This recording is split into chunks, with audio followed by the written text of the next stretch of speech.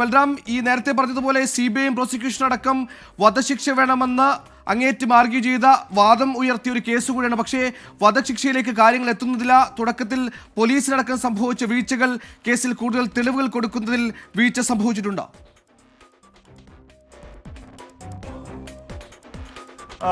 നിലവിൽ ഈ വിധി പ്രസ്താവത്തിൽ കോടതി വ്യക്തമാക്കിയിരിക്കുന്നത് അപൂർവങ്ങളിൽ അപൂർവമായ ഒരു കേസായി ഇതിനെ പരിഗണിക്കാൻ കഴിയില്ല എന്നുള്ളതാണ്. പ്രതി ചെയ്ത കുറ്റകൃത്യം തെളിയിക്കപ്പെട്ടിരിക്കുന്നു.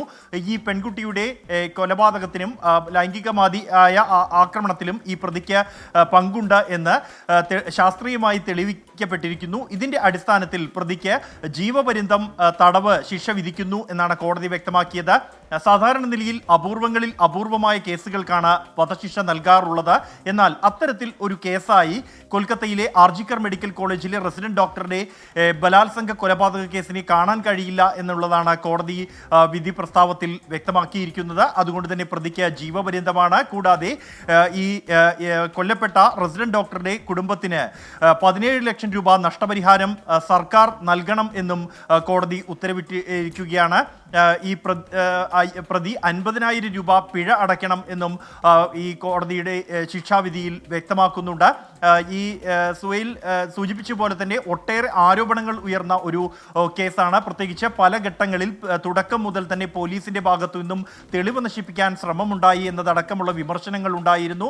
ഭരണകൂടത്തിന്റെ ഇടപെടൽ ഈ കേസിൽ അട്ടിമറിക്കാനുണ്ടായി എന്ന ആരോപണം ആദ്യഘട്ടം മുതൽ തന്നെ ഉയരുന്നുണ്ട്. പ്രതി ഈ മൃതദേഹം കണ്ടെത്തി അത് പോലീസിനെ റിപ്പോർട്ട് ചെയ്യുന്നതും കുടുംബാംഗങ്ങളെ അറിയിക്കുന്നതിനും FIR രജിസ്റ്റർ ചെയ്യുന്നതിനും അടക്കമെടുത്ത കാലതാമസം അത് ഏറെ സംശയങ്ങൾ തുടക്കം മുതൽ തന്നെ ജനിപ്പിച്ചിരുന്നു. കൂടാതെ ഈ പ്രതി ഈ മൃതദേഹം കണ്ടെത്തിയ സ്ഥലത്ത് നിമിഷങ്ങൾക്കകം അല്ലെങ്കിൽ ദിവസങ്ങൾക്കകം തന്നെ അറ്റകുറ്റപ്പണി നടത്തിയതും തെളിവ് നശിപ്പിക്കാനുള്ള ശ്രമത്തിന്റെ ഭാഗമായി വ്യാഖ്യാനിക്കപ്പെട്ടിരുന്നു. ഒപ്പമാണ് ഈ സംഭവം നടന്ന 5-ാം ദിവസം തന്നെ ആശുപത്രിക്ക് നേരെ നടന്ന വലിയ തോതിലുള്ള അക്രമ സംഭവങ്ങളും ആക്രമിക്കാൻ എത്തിയ ആളുകൾ ഈ ആശുപത്രിയുടെ 3-ാം നിലയിലേക്ക് എത്താൻ പറഞ്ഞതായുള്ള സാക്ഷിമൊഴികളും തെളിവ് നശിപ്പിക്കാനുള്ള ശ്രമത്തിന്റെ ആസൂത്രിതമായ ഒരു ശ്രമത്തിന്റെ ഭാഗമായാണ് വ്യാഖ്യാനിക്കപ്പെട്ടിരുന്നത്. അതുകൊണ്ട് തന്നെ ഈ കേസിനെ സംബന്ധിച്ചിടത്തോളം വലിയ പ്രതിഷേധങ്ങൾ ഈ വിഷയത്തിൽ ഉയർന്നു വന്നിരുന്നു. അതുകൊണ്ട് തന്നെയാണ് ദിവസങ്ങൾക്കകം തന്നെ CBIക്ക് കേസ് കൈമാറുന്നതും CBIക്ക് കേസ് കൈമാറിയ ശേഷവും പ്രതിഷേധം അവസാനിപ്പിക്കാൻ ഈ ഈ പെൺകുട്ടിയുടെ സഹപ്രവർത്തകർ തയ്യാറാകാതിരുന്നതും ഈ ഒരു പശ്ചാത്തലത്തിൽ തന്നെയാണ്. എന്നാൽ നിലവിൽ കോടതി തെളിവുകളുടെ കാര്യത്തെ സംബന്ധിച്ചിടത്തോളം ഈ പ്രതി കുറ്റം ചെയ്തതായി ശാസ്ത്രീയമായി തന്നെ തെളിയിക്കപ്പെട്ടിരിക്കുന്നു എന്ന് വ്യക്തമാക്കിയിട്ടുണ്ട്. എന്നാൽ അപൂർവങ്ങളിൽ അപൂർവമായ ഒരു കേസായി ഇതിനെ കാണാൻ കഴിയില്ല. അതുകൊണ്ട് ആണ് വധശിക്ഷ ഇല്ലാത്തത് എന്ന് വേണം മനസ്സിലാക്കാൻ.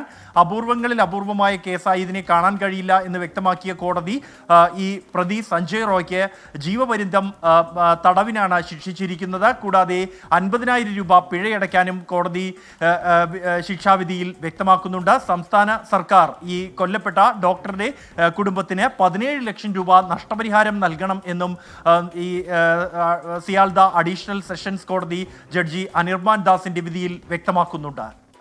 ഏറെ ആഗ്രഹിച്ച MBBS ബിരുദം പൂർത്തിയാക്കി ആതുര സേവന രംഗത്തേക്ക് കടന്നതേയുള്ള ഒരുപാട് ആഗ്രഹങ്ങൾ, സമൂഹത്തെ സേവിക്കാൻ അതിയായ ആഗ്രഹമുള്ള ഒരു യുവതി, ഒരു റെസിഡന്റ് ഡോക്ടർ. പക്ഷേ ഡ്യൂട്ടി ക്ലോക്കുകൾ സമയം നോക്കാതെ പ്രവർത്തിച്ച് മണിക്കൂറുകൾ ജോലി ചെയ്ത് അല്പം വിശ്രമിക്കാൻ അവിടുത്തെ സെമിനാർ ഹാളിലേക്ക് മാറിയതായിരുന്നു. പക്ഷേ അതിക്രൂരമായ ഒരു പീഡനത്തിന്, അതിനുശേഷം ഒരു ബലാത്സംഗ കൊലപാതകത്തിന് ഇരയാവുകയായിരുന്നു ആ പാവം. പക്ഷേ അപ്പോഴും ആ കൊലപാതകത്തിന്റെ ബ്രൂട്ടാലിറ്റി എത്രത്തോളം ക്രൂരമായിരുന്നു അതെന്ന് കോടതിയിൽ സമർത്ഥിക്കാൻ പ്രോസിക്യൂഷൻ ആയോ എന്ന ചോദ്യം ബാക്കി നിൽക്കുകയാണ്. അപൂർവങ്ങളിൽ അപൂർവമായ കേസായി ഇതിനെ പരിഗണിക്കാനാവില്ലെന്ന് പറയുമ്പോൾ സ്വാഭാവികമായി ഉണ്ടാകുന്ന ഒരു ബലാത്സംഗ കൊലയായി തന്നെ ഈ കേസും മാറുന്നു. കുടുംബത്തിന് നീതി ലഭിച്ചോ എന്ന ചോദ്യം ബാക്കിയാകുന്നു.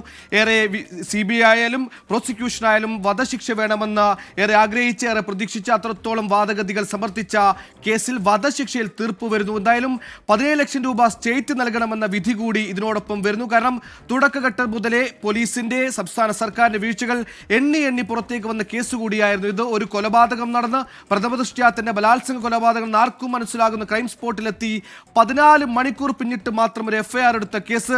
തുടക്കം മുതൽ ക്രൈം സ്പോട്ട് സേവ് ചെയ്യാനോ ക്രൈം സ്പോട്ടിനെ ജുറിസ്റ്റിഗേറ്റ് ചെയ്യാനോ അതിനുള്ളിലുള്ള കാര്യങ്ങൾ നടപടിക്രമങ്ങൾ പൂർത്തിയാക്കാനോ നോക്കാതെ ക്രൈം സ്പോട്ടിലേക്ക് ആർക്കും കടന്നു വരാൻ പറ്റുന്ന സാഹചര്യം പോലും ഒരുക്കി ക്രൈം സ്പോട്ടിലുള്ള നിർണായക തെളിവുകളടക്കം നശിപ്പിച്ചെന്ന് ആരോപണം നേരിടുന്ന കേസിൽ അങ്ങനെ എണ്ണി പോലീസിന് ഓരോ വീഴ്ചകൾ പുറത്തു വന്ന കേസിൽ തുടക്കത്തിൽ എഫ്ഐആർ SHO പോലും കേസിൽ അറസ്റ്റിലായ കേസിൽ ഇതാ ഒടുക്കം ആ നരാധവന് അതിക്രൂരമായി പീഡിപ്പിച്ചു കൊന്നുകളഞ്ഞ സഞ്ജയ് റോയ്ക്ക് ജീവപര്യന്തത്തിന്റെ തീർപ്പ് കൊടുത്തിരിക്കുന്നു സിയാൽദ കോടതി എന്ന ഏറ്റവും പ്രധാനപ്പെട്ട വാർത്ത വരുന്ന മണിക്കൂറാണിത്.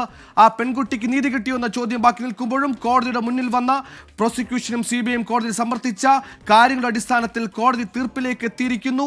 വധശിക്ഷ ലഭിക്കുമെന്ന് പ്രതീക്ഷിച്ച കേസിൽ പ്രതിക്ക് ജീവപര്യന്തത്തിന്റെ തീർപ്പ്. ബലരാം നെടുങ്ങാടിയാണ് വാർത്തയുടെ വിശദാംശങ്ങൾ നൽകിയത്.